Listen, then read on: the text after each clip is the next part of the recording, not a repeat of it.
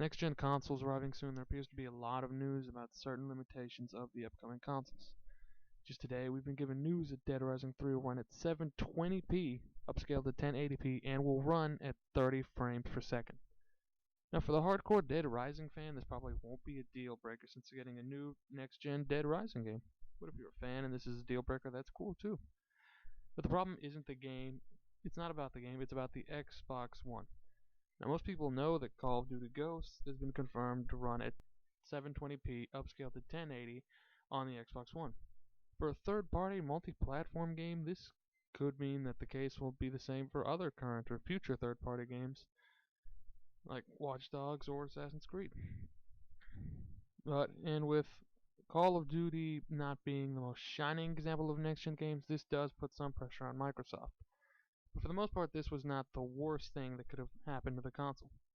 However, we're now learning that Dead Rising 3, a game exclusive to the Xbox One and developed specifically for it, is incapable of running at native 1080p at 60 frames per second. A next-gen exclusive cannot run at 1080p on the console it was developed for.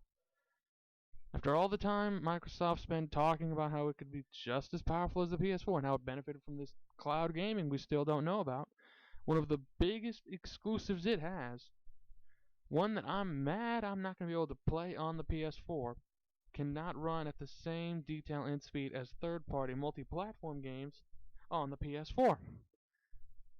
And the worst thing about this is that after they were proven wrong with Call of Duty and now this with Dead Rising 3, Capcom and Microsoft and all the companies involved in this just won't admit that the Xbox One is weaker and or has issues and that they'll work on something to fix this.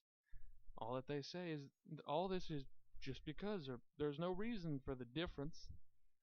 They just won't admit that there's something wrong and apparently have no plans to try to do something about this. And it just... Thanks for listening to my bullshit, guys. Leave a comment and share this video anywhere someone is trying to say that this is okay or that it's not a big deal.